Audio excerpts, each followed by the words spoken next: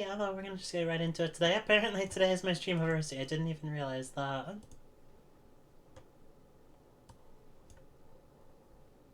That's kind of funny, honestly.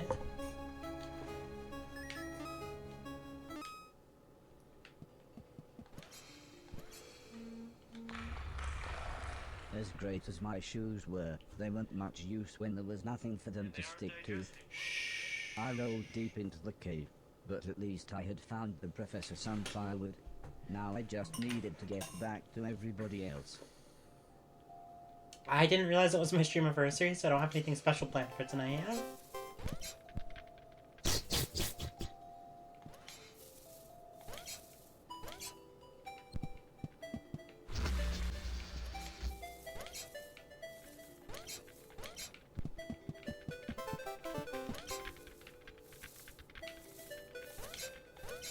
It may seem ridiculous, but I really did fall this far into the cave.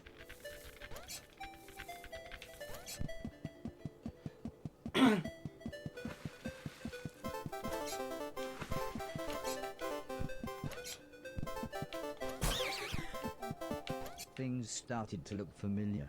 I was pretty sure I was nearly back where I had originally fallen.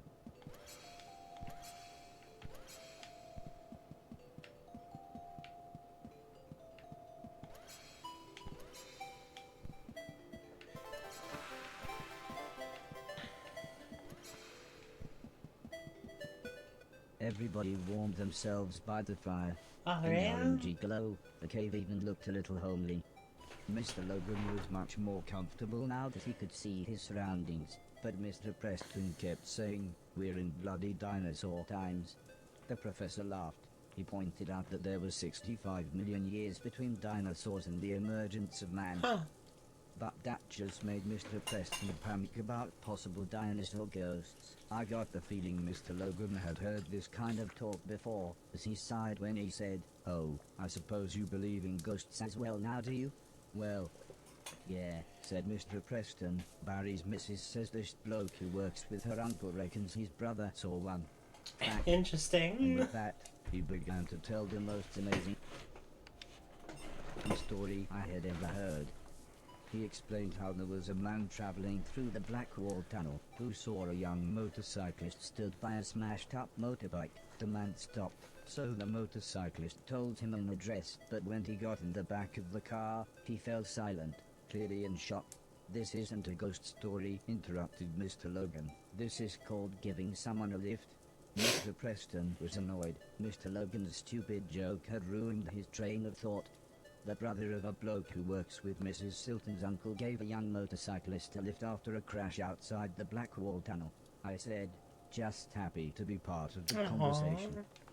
"Yeah, that's it," said Mr. Preston as he explained that when the man arrived at the address, the motorcyclist had Oh, vanished. shit. He said the man, not knowing what else to do, knocked on the door of the house.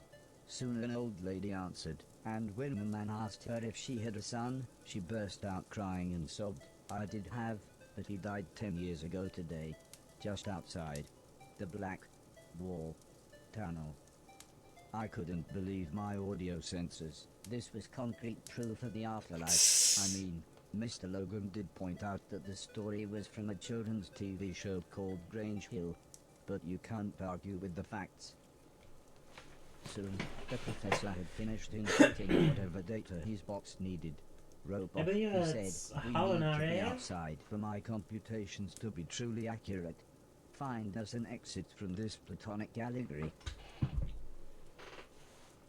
The cave. Find us a way out." It's different now. It's not Spoon anymore, it's Hollow. It switches its name.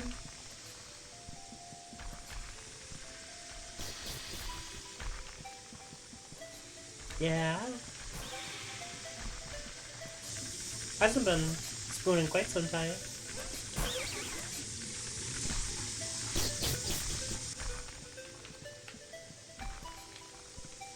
At least I don't think so.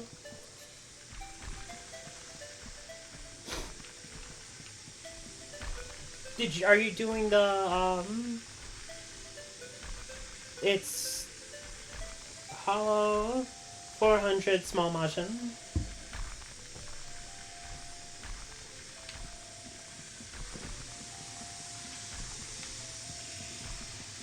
That's why. How's it going?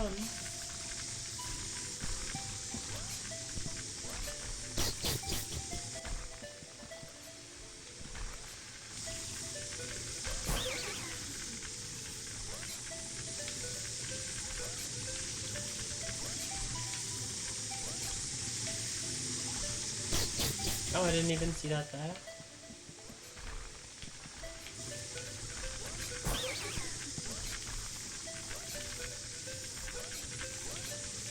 I don't know why it changed that.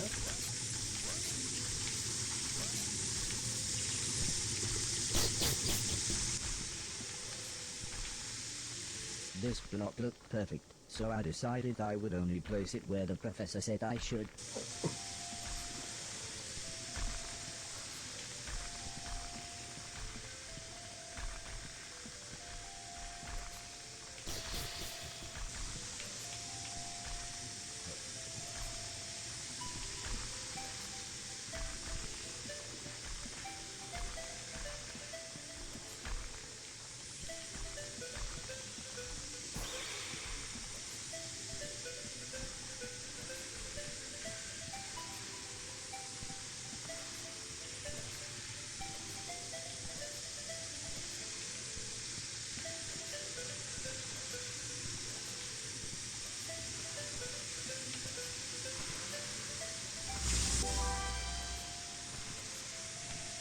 Do I have to go all the way back?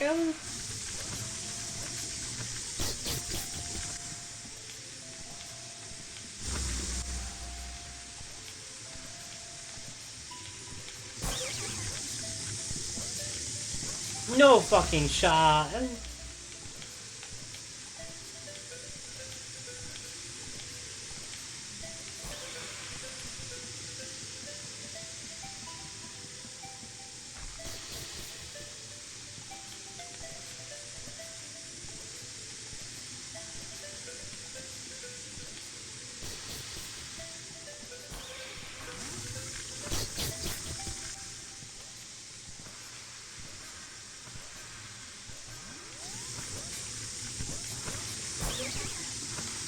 Yo, fuck off.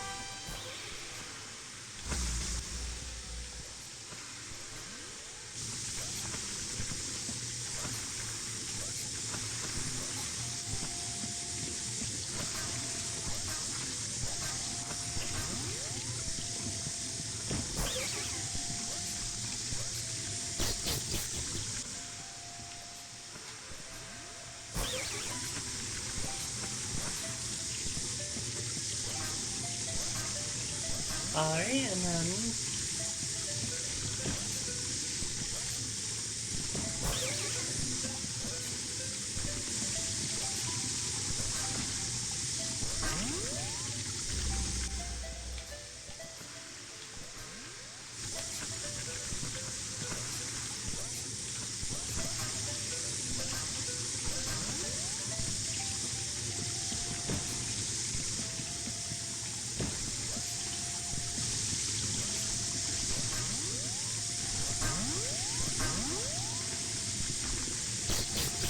I wish there was more wiggle room with that, because it's annoying.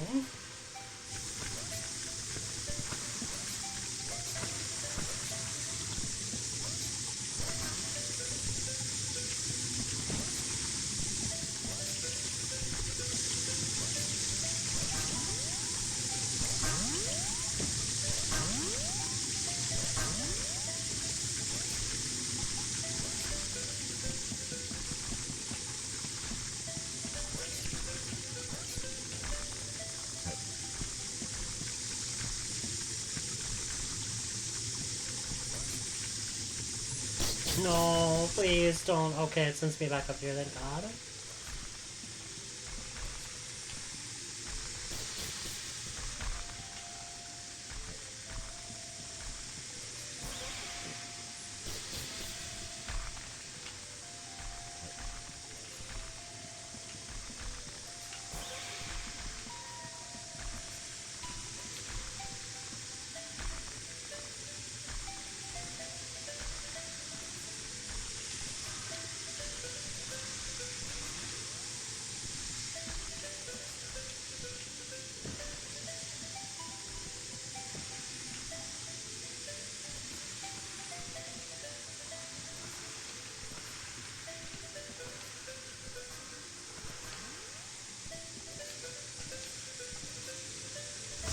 No, please.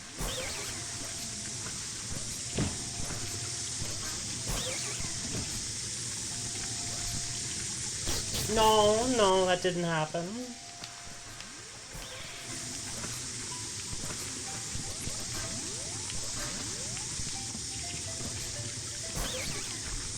No, that one, I disagree game. This is the first time I'm getting irritated with this game.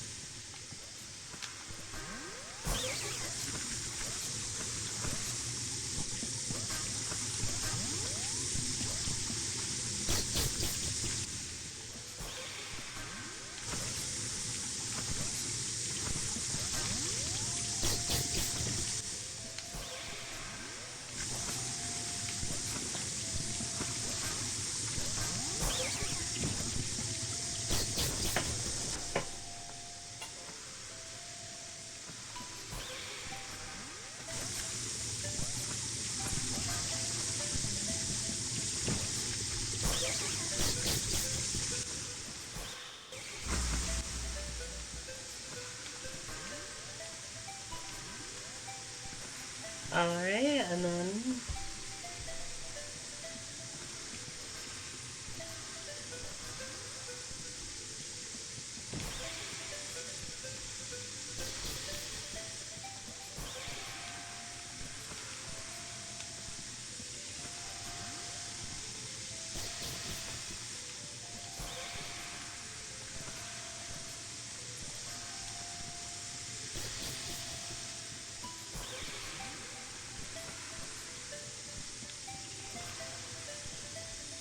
That didn't touch it though.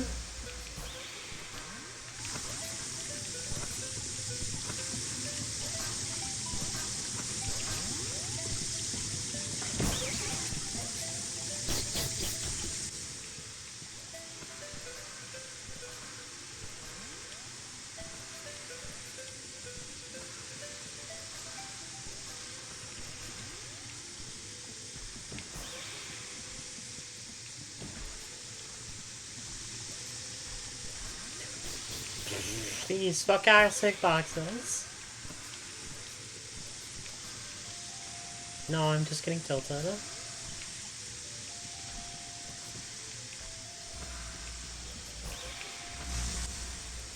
Yeah, I have to figure out something special too.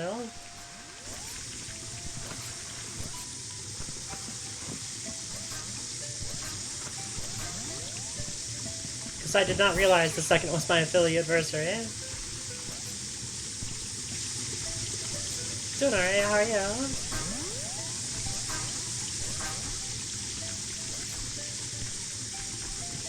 I have them. No, yeah.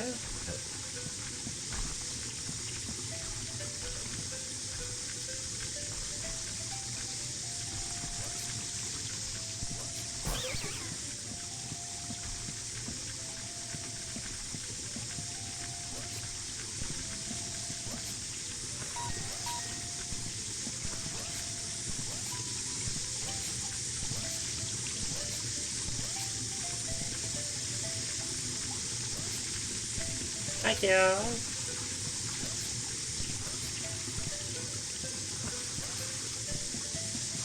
Oh my god, I can finally be done with this section. No! Why? I want to be done. No, I don't need a celebration gift because I'm tilted.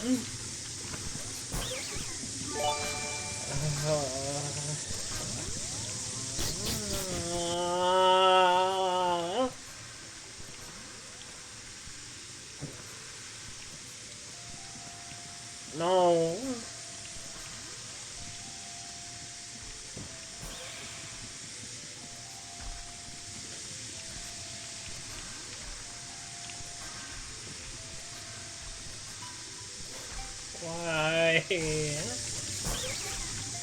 Thank you, I appreciate it.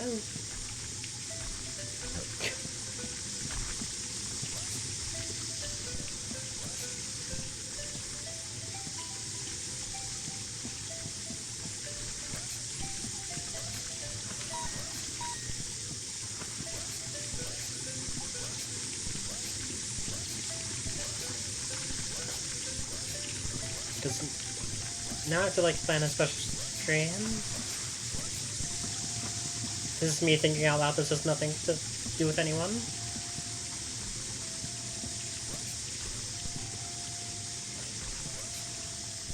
Wait, there was a rock up here. Why I oughta?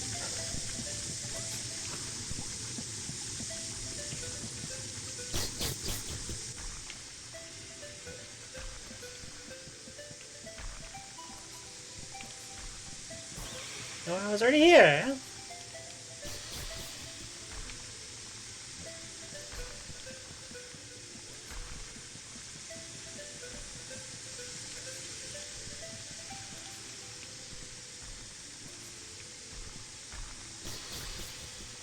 What am I doing here?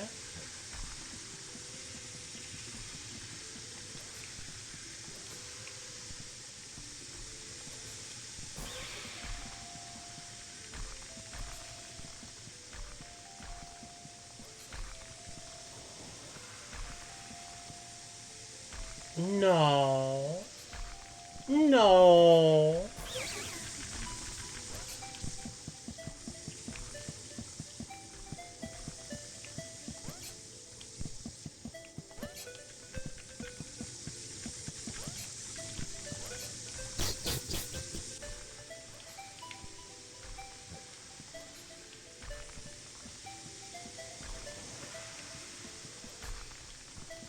Oh.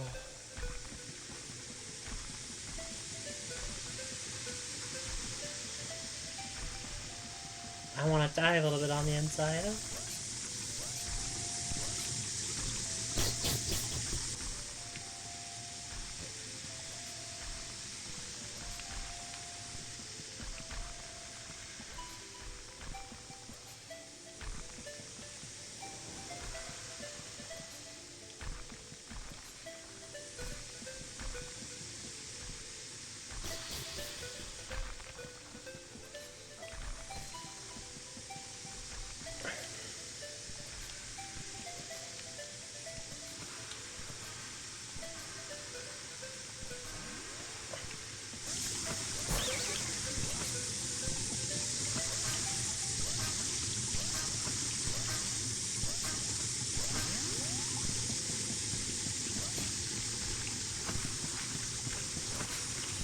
I don't know why I went for that jump like that.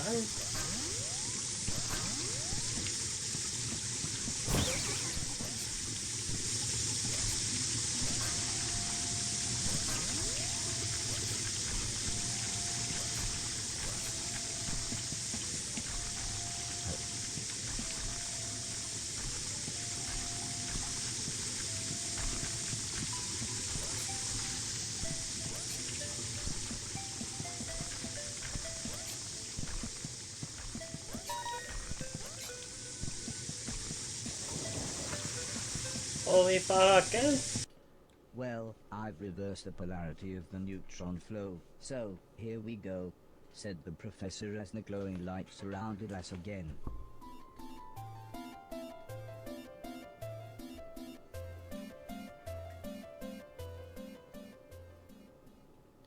This is it, said the professor as he looked around. Oh no, he gasped as his expression became far more serious. It's the wrong time.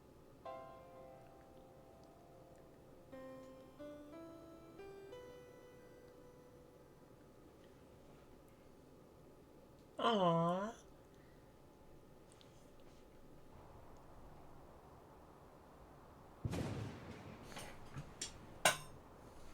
We had appeared in another barren desert. I was beginning to think that the past was made of nothing but sand. The professor looked concerned as he examined his box. It was then that we realized we were completely surrounded. The men seemed to think I was some kind of god. Oh or, shit. as it turned out, some kind of sacrifice.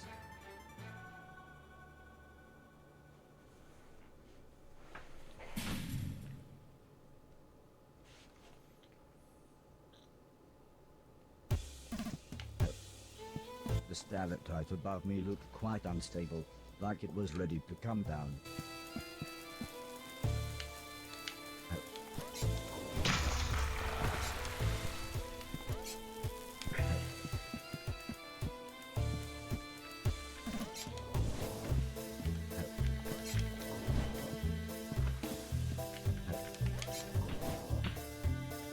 What?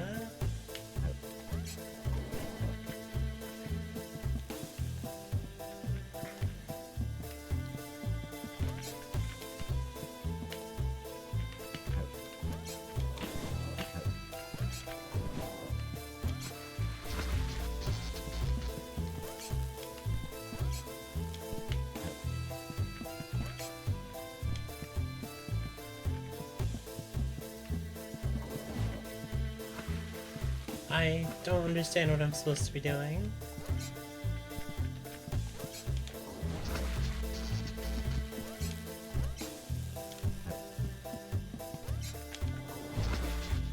Is there a stalactite I don't see somewhere?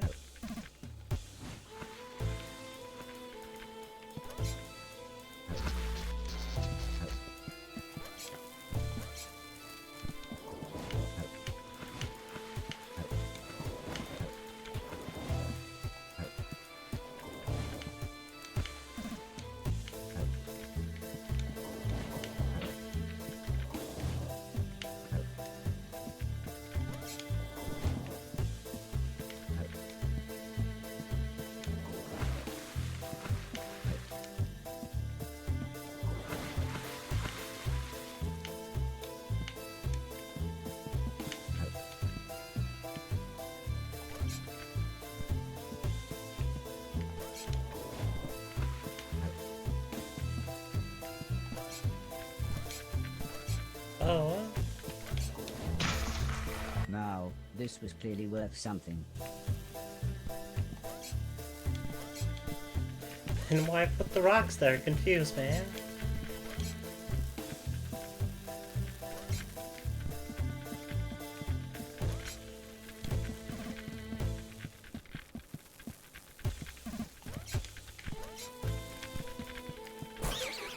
Whoa, whoa, whoa, whoa, whoa, whoa, whoa, whoa! Where am I? Something worthless junk, but this could be sold for a decent price.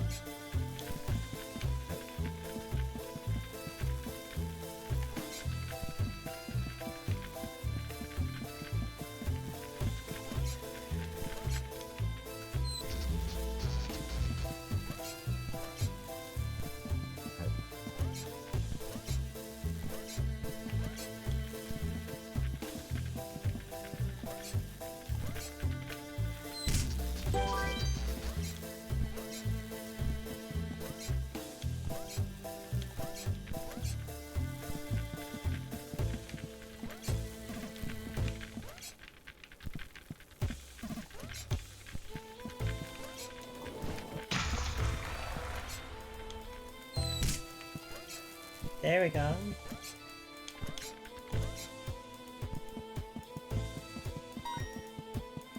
As I got to the top of the cliff, I could see everyone else being led away in Oh, their shit. boats. Their extravagantly dressed capturers were only moving them in a slow march, so I followed them at a safe distance.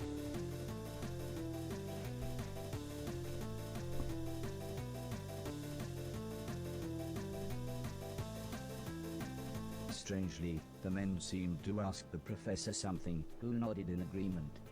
Although they clearly knew each other, the man in charge pushed the professor into a small wooden cage, along with Preston and Logan. The men then left. I was about to attempt to free my friends when one of the men returned with some tools. It was then I heard some machinery start in the distance, and the man left again. I then found out what the machinery was.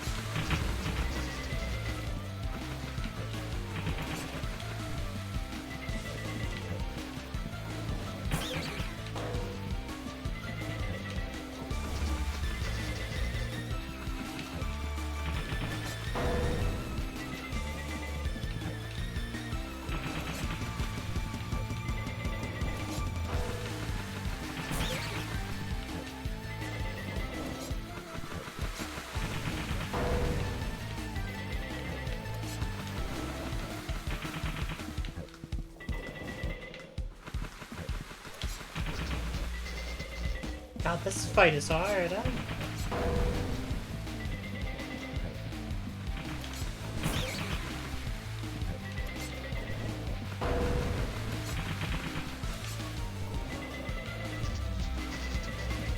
least I suck at throwing, so that's probably why.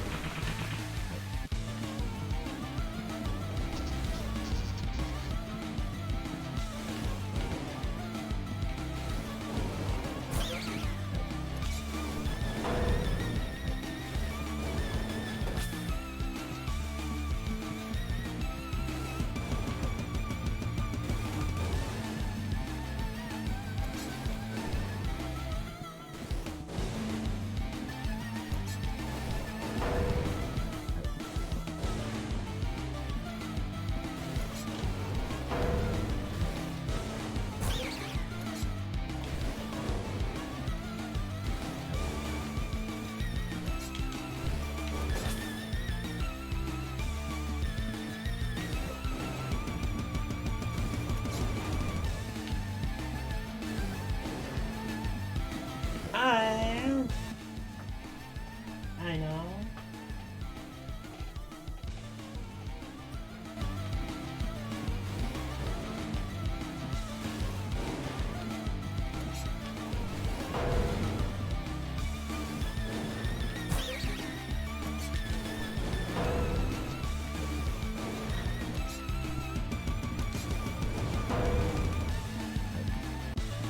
Rochelle.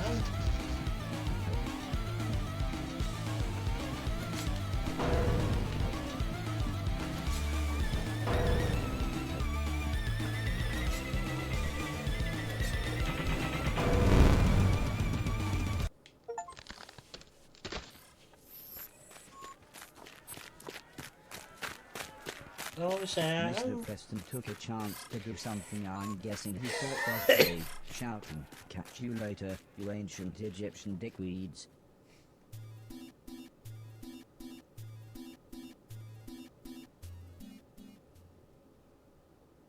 This looks right. "Stay here," whispered the professor, just in case.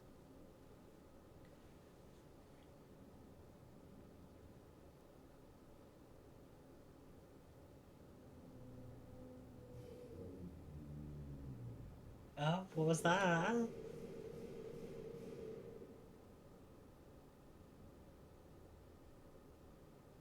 Oh, is this how he dies? "Sorry to take you on a less than excellent adventure," whispered the professor, his voice slowly weakening, "but I knew you needed to see these things.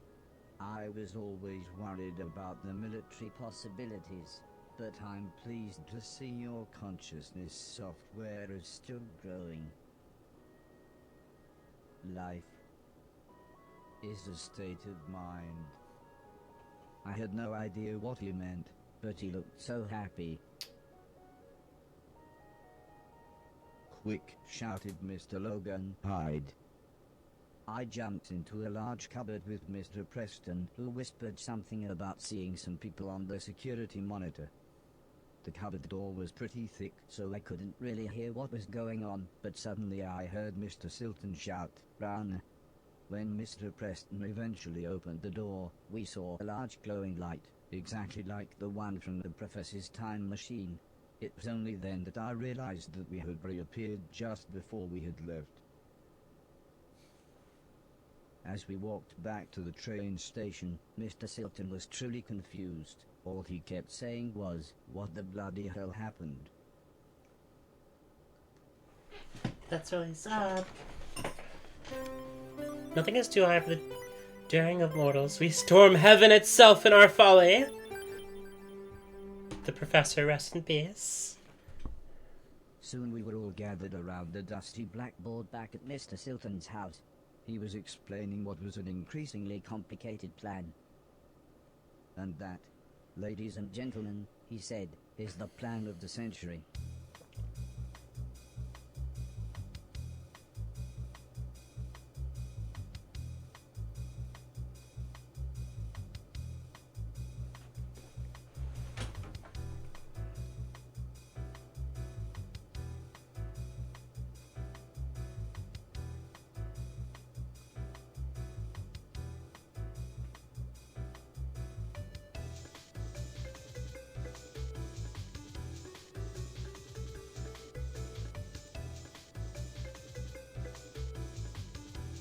Oh shit.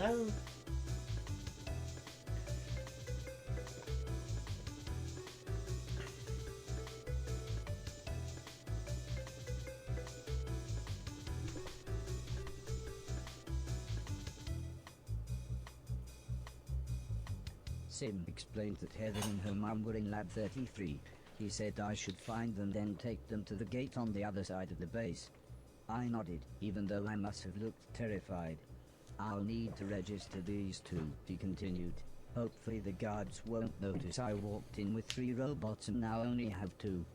He wished me luck and reminded me it was Lab 33. Lab 33, You yeah. need to tell a robot something once. Oh, it's Space Odyssey reference.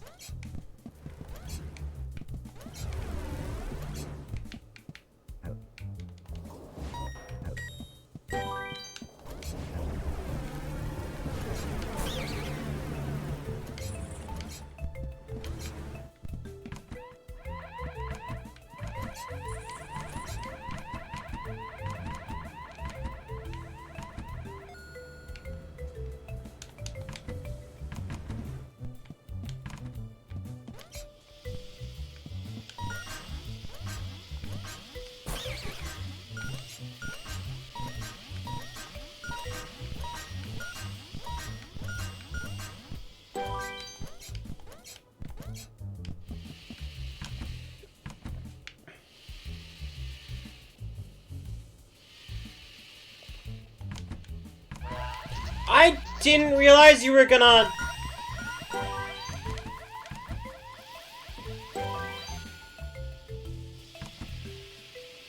instantly turn around like that.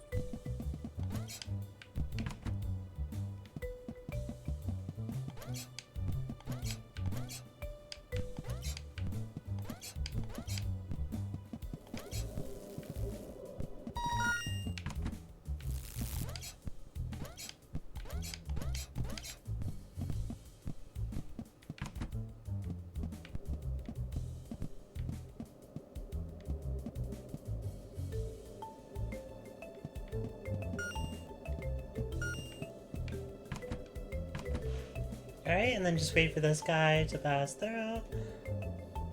Then he looks up. Oh.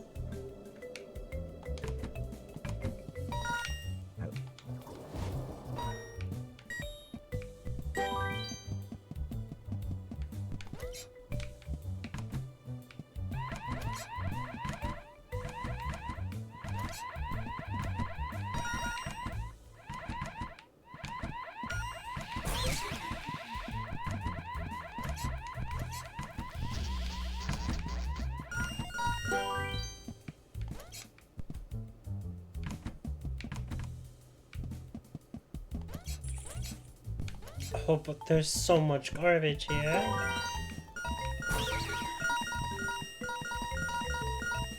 Oh, there's so much garbage here.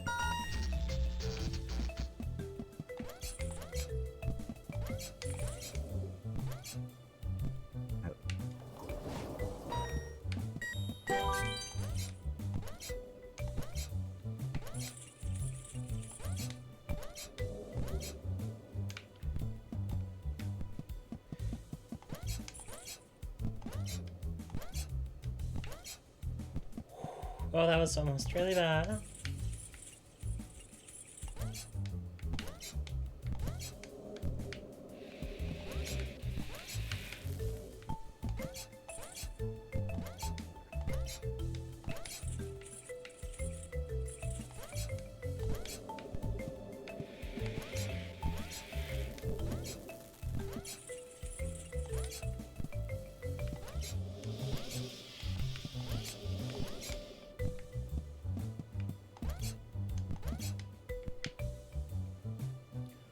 Okay.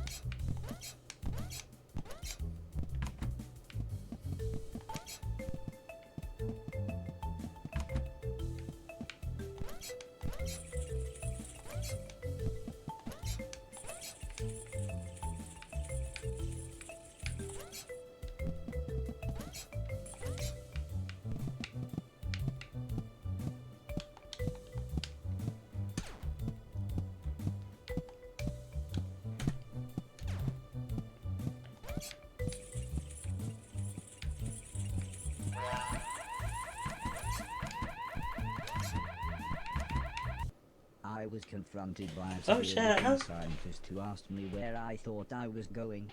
I found his line of questioning interesting. Existential. Almost.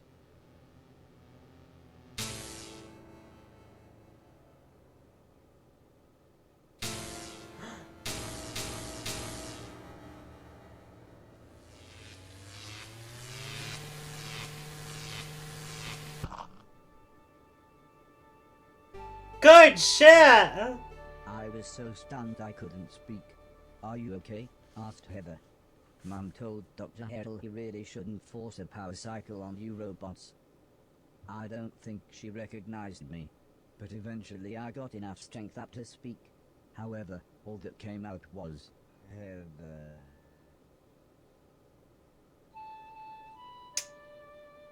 Aww. As for the old lady, I don't know how, but she recognized me as soon as I walked through the door of their living quarters.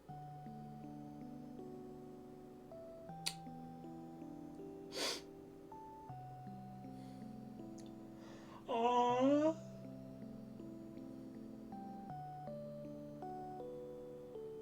Oh, it's so cute.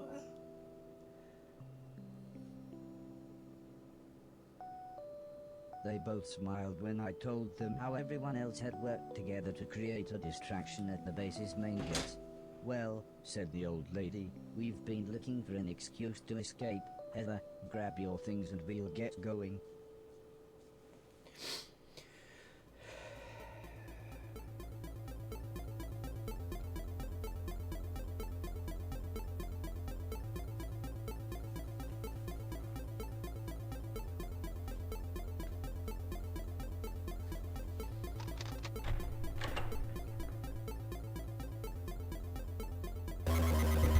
Oh shit.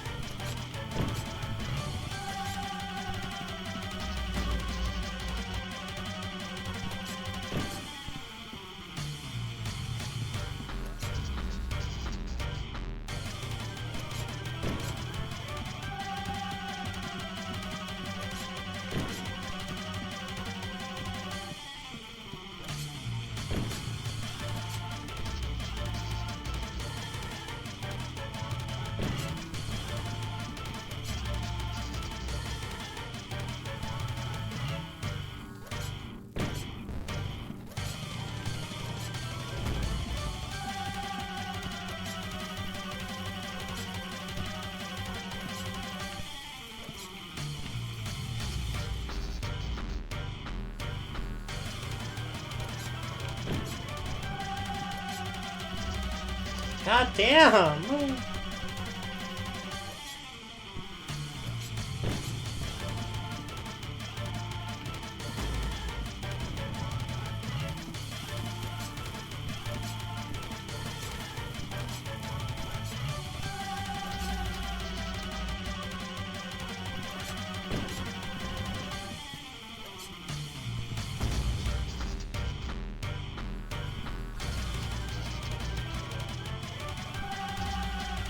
Yo, can I get my invuln or my shield, please?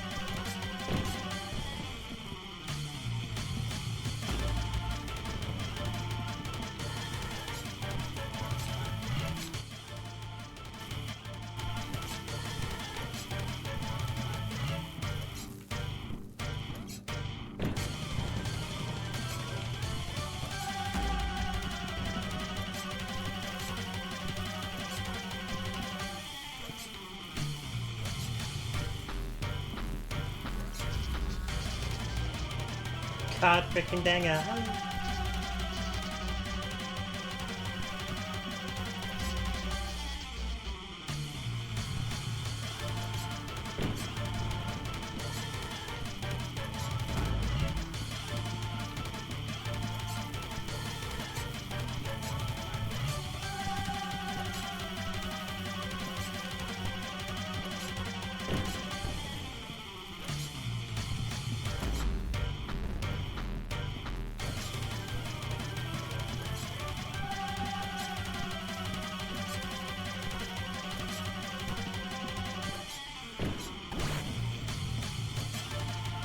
Why did you...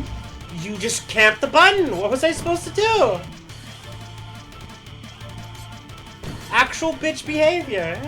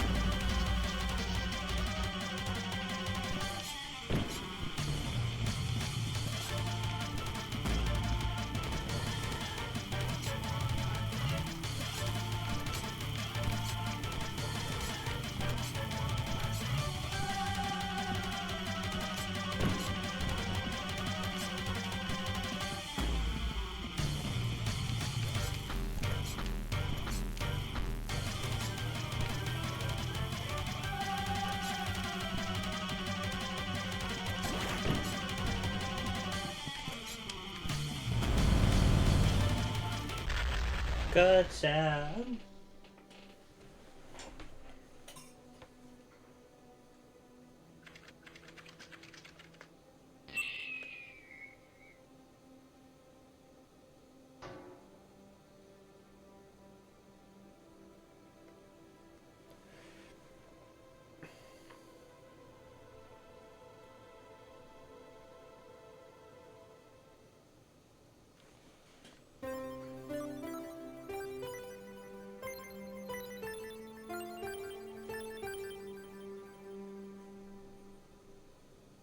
A single bored-looking guard stood between us and the exit. All the other soldiers must have been at the main gate, either being entertained or annoyed by Mr. Silton and the others. "How did we get past him then?" whispered Heather as we crept closer. The old lady smiled. "I'll create a distraction and you two run for it," she said. "No, Mum," said Heather. "If we're leaving, you're coming too." But Mr. Logan soon solved our dilemma. As we quietly jogged through the exit, Mr. Silton and the others tore round the corner in the van before screeching to a halt, all the while Mr. Preston shouting and gesturing for us to get in. When things had finally quietened down, I asked Heather what was going on. "It all changed after Dad died," she said, explaining that because the professor didn't want anything to do with me, the old man's financial investors split the company into 12 divisions and began manufacturing all sorts of robots. So the old man, he was actually my creator, my maker. I suppose a more poetic man might have called him my father. Soon, The robots were sold to every country. Oh, Heather God. continued, saying that when a small skirmish in the Middle East turned into a global war, every country started using robotic troops. In literally less than a day, every country's robots realized that the other robots were not the problem, the humans were, and, very logically deserted. With disastrous consequences.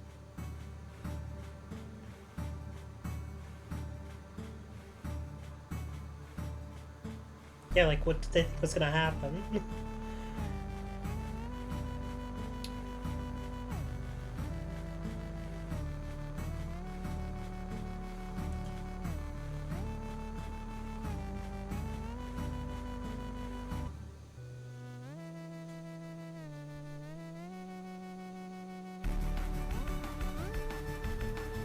Like, I'm not sure what they thought was gonna happen is you point them at each other, they're going to realize, hey, we don't have to do this.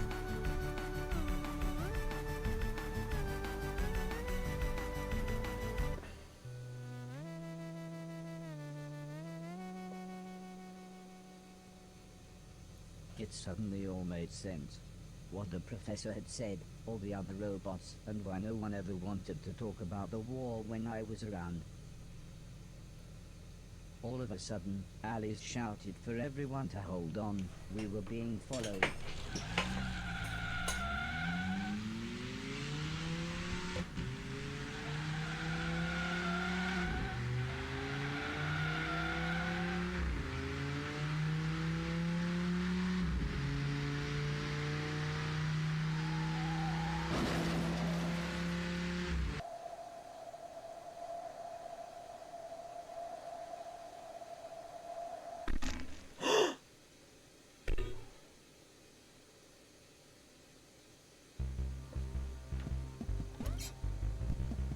I'd never really considered the idea of God, but I actually prayed that Heather was okay.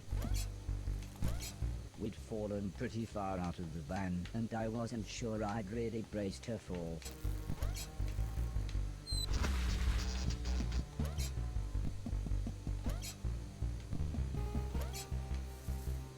God, I hope Heather's okay.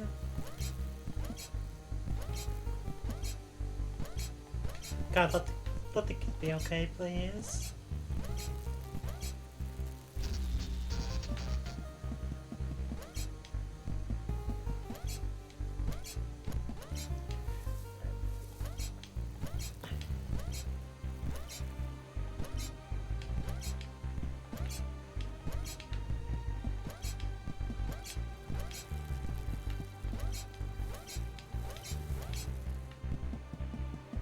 Heather greeted me with a calm smile. I thought you'd find me easier than I'd find you, so I thought I'd stay put. Good! Smart I made a girl! small shelter as quick as I could. It was soon pitch black and starting to rain, so Heather had suggested we rest. In the morning when there would be better light, we could try to find our way home. I don't think Dad ever imagined this would happen, said Heather with a sad look in her eye. I mean, he would always talk about how he'd dreamt of a robot when he was a young boy. He and Mum was so happy when you finally turned up. I honestly think he thought robots like you could help the world, not kill millions of people. It's so sad to know that Death his is really dream sad, got perverted. I said. It was an obvious thing to say, but Heather nodded. When my best friend died, she continued, I asked Mum why people had to die. She said it was to make room for new babies to be born. I don't know why, but this made me feel both happy and sad at the same time. No kid should have to know that. That's so sad. Mr. Preston practically fell through a bush as he said, There you are. We've been looking for you all night. Well, kids should know that, He but like, explained that they had lost the soldiers, but the van had broken such a sad down. way to look Luckily, at it. though, it was actually only a short walk away. I must have looked sad when we got back, as the old lady sat down beside me. What's the matter? She asked. I told her that Heather had explained the war to me. The old lady sighed, It's not your fault, before saying how the original idea was for the robots to be raised like children, learning and developing their own consciousness. But, When the old man died and I was shut down, my consciousness was taken, hacked, and copied to every other robot, to bypass the growing up stage. Heather explained that every robot had a tiny bit of my memories, of the old man, the house, of everything. So when the war broke out, hundreds of unstable robots kept arriving at the house. I think it was like some kind of pilgrimage for them, said the old lady. That's why we created a scrambling signal. It only works within a few hundred miles, but turns any unlicensed or illegal robots close enough into mindless zombies. That's another reason we were surprised to see you. Heather explained how most of the planet had been taken over by robots. She said they were looking for more people, but it wasn't looking good. They had received a radio signal from Japan. There was a few thousand people who survived there. Lord knows how, said the old lady. Their robots outnumbered people 50-1 by the time the war broke out. Heather said how she had been writing a virus that would shut any robot down. I'm not really a great coder, she said. Mom was trying to work out a way to boost the scrambling signal, but now you're here I've got an idea. The old lady smiled and slowly nodded. We should be able to clone your personality and broadcast your consciousness to all the other robots. Heather smiled. We'll make them all nice. Robot, interrupted Mr. Sultan. We're nearly done, but we're all starving. See if you can catch us one of them rabbits.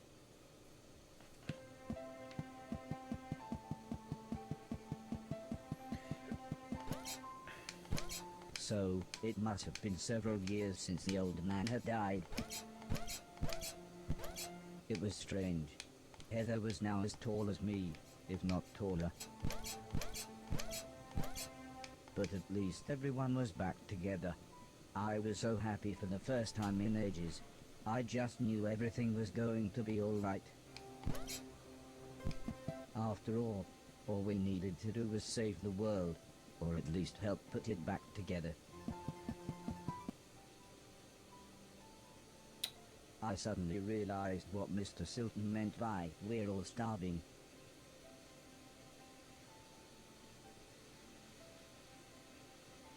When I got back, I told everyone that I couldn't catch anything. I don't think anyone was too disappointed.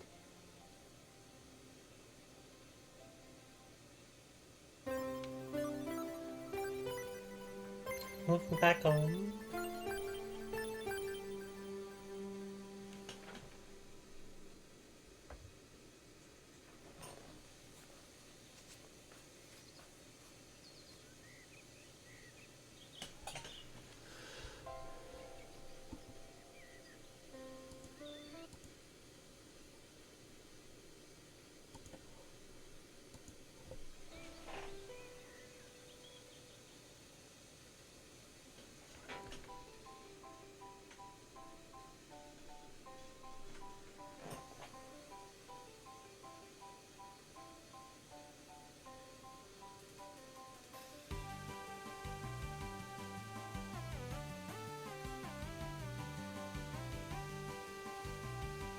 Oh, they're all working together.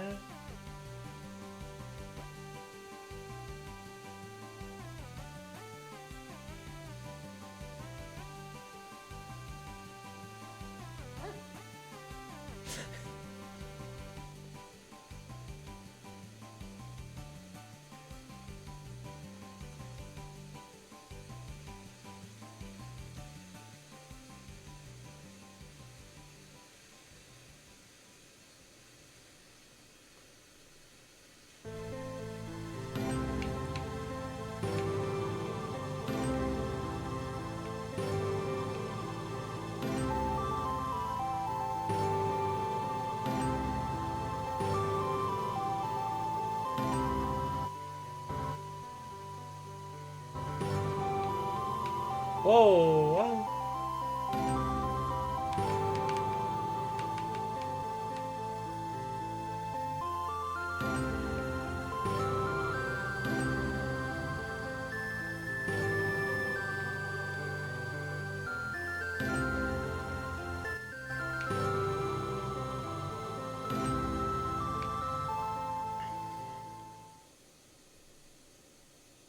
In in the morning, Sim and Alice brought the blind man to the house.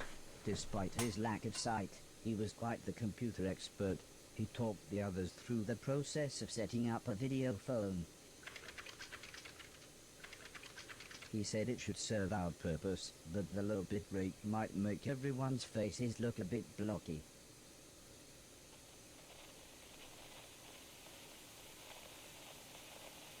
The device soon crackled into life. Hello, Nighthawk. This is Dr. Hero of Japan. Are you receiving me? Over. Hello, said the old lady. This is Nighthawk. It's good to speak to you again. Dr. Hero explained that something had gone wrong and the enemy robots had nearly breached their defenses.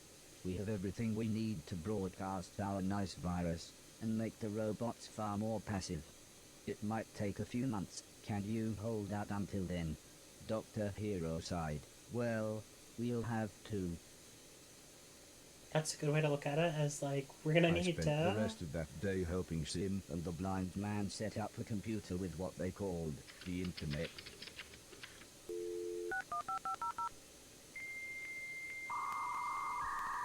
Dial-up! What?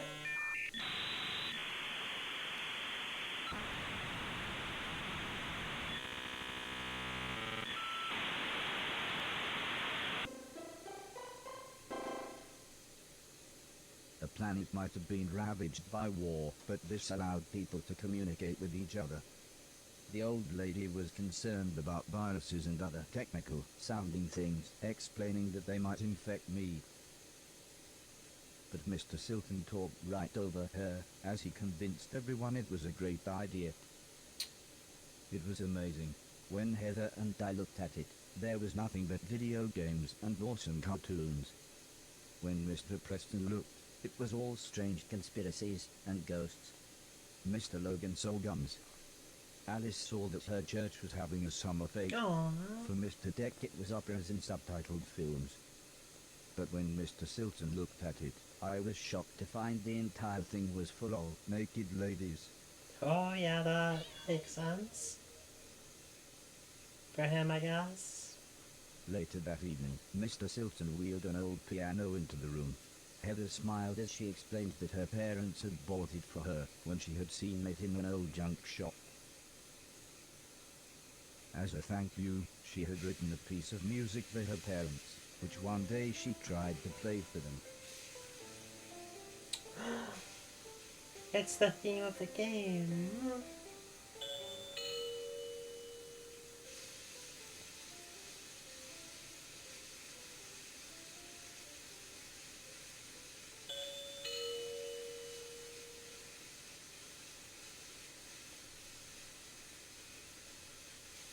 Oh,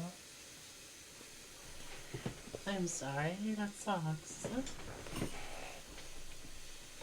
Oh, and that's why she disliked him, is because it took away.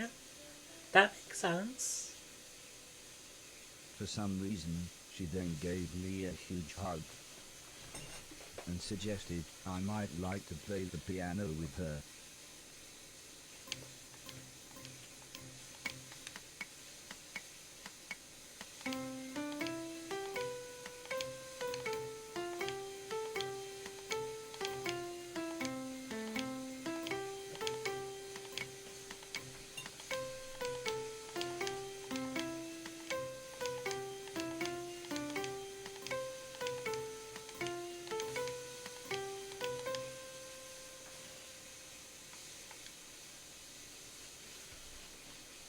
As happy as the old lady was with us playing the piano, we soon got back to business.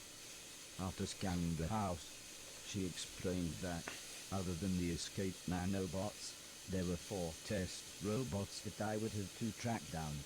They had each taken important satellite parts that we would need to broadcast the nice virus, and we had to get these parts back to the hallway with the rest of our equipment.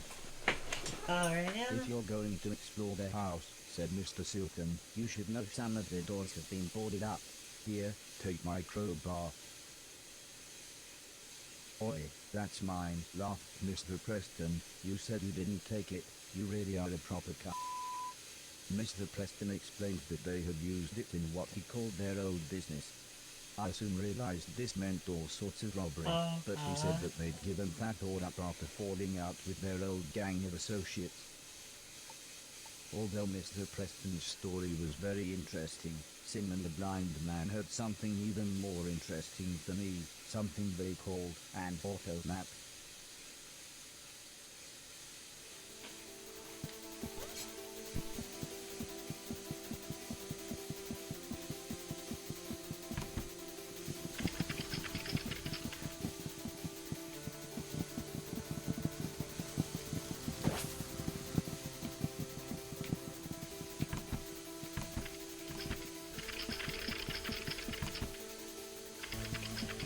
The block was very shiny. It looked like it might be able to reflect the laser beam.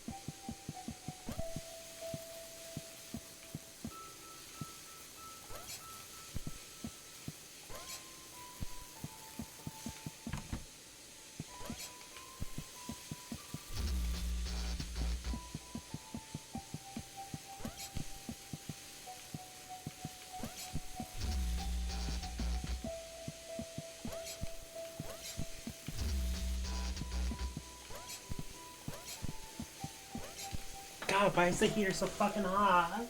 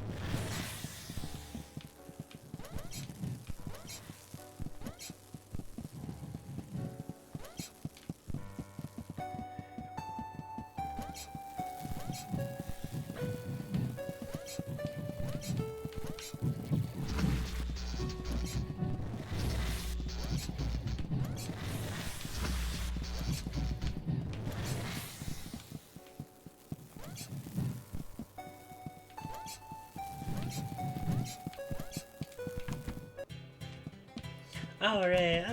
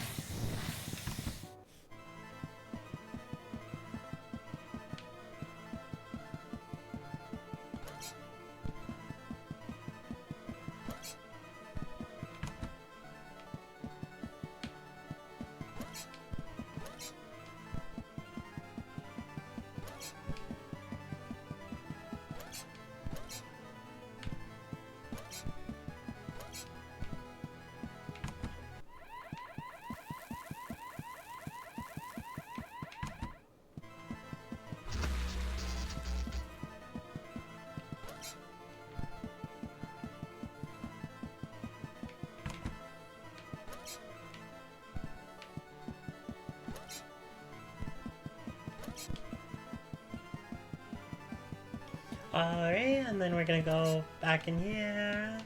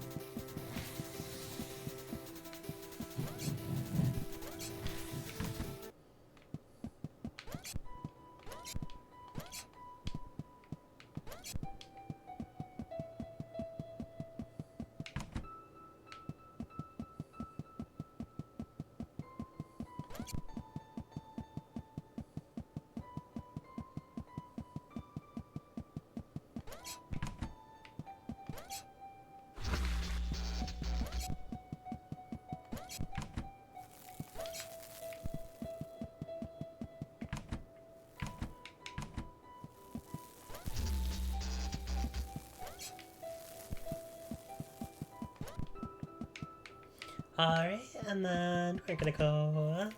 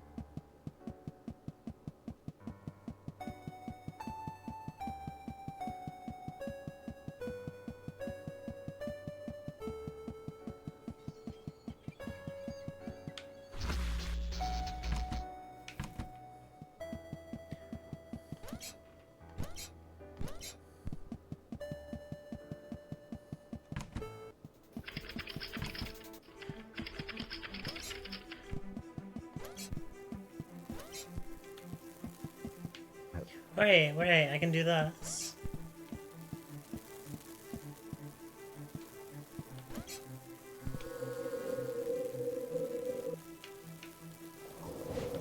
No, that's not what I...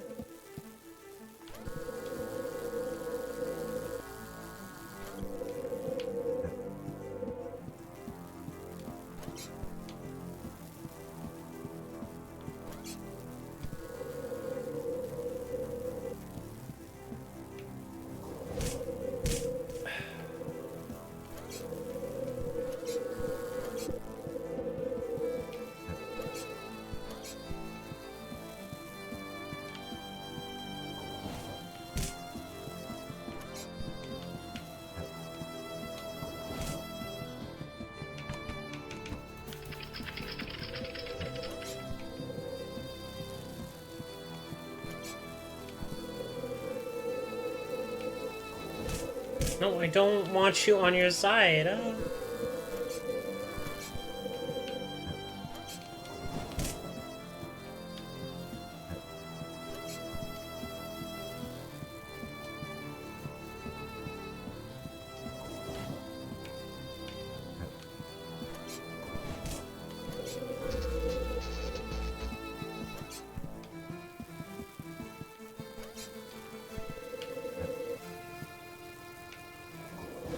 No, I'm throwing you up, baby girl.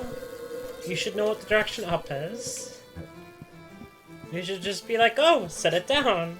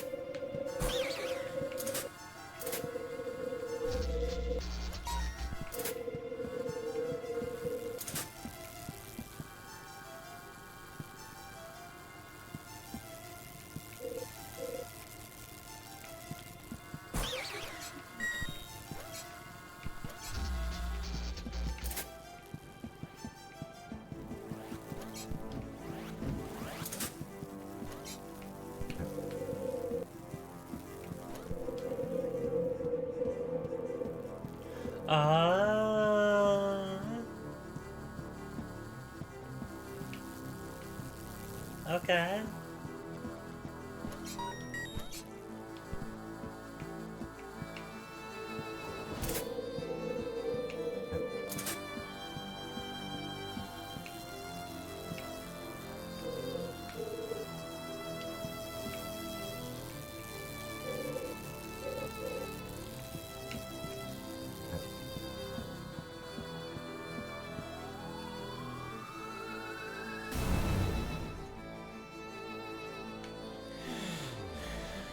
Alright, that makes sense.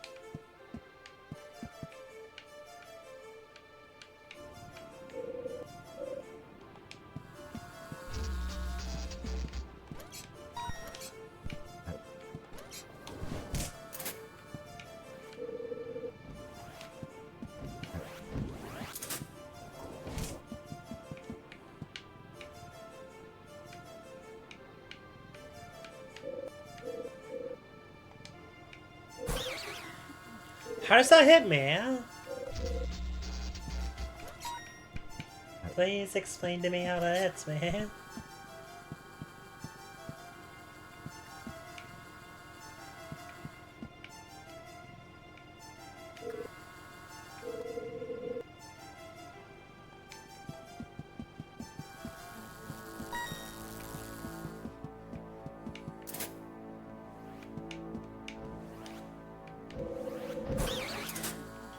That doesn't hit me though.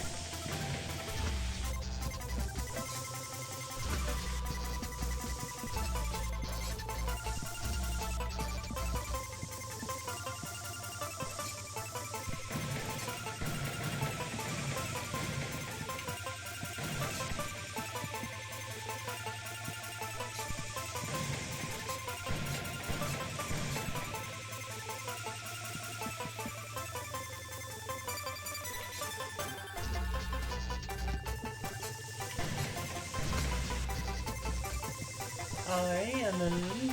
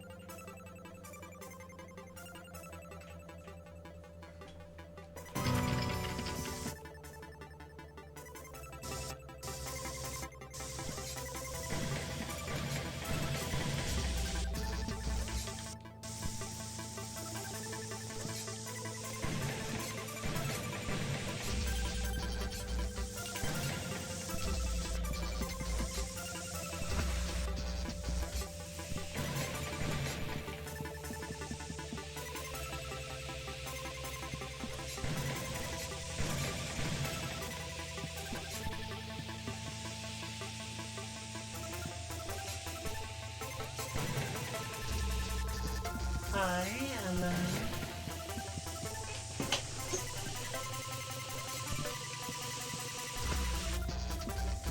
I'm not... Oh, I have stick drift, that's why I've been randomly.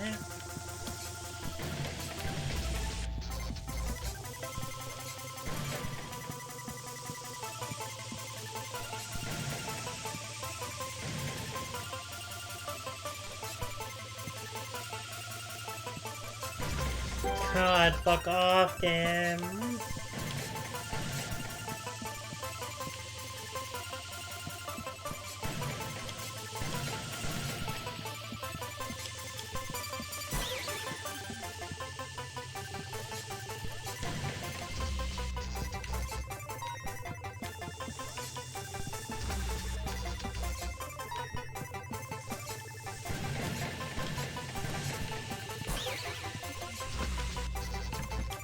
I didn't press up! Alright,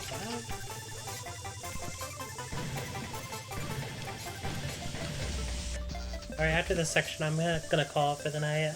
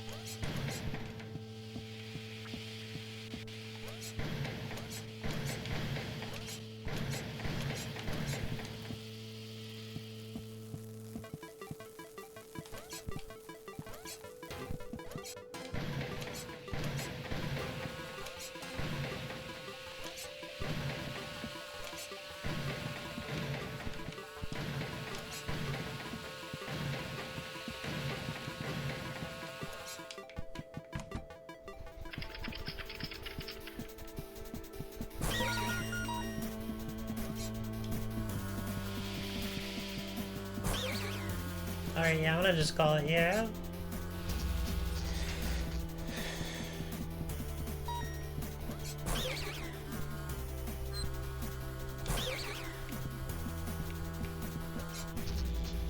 Alright, I want to thank you all for watching. We're gonna raid out.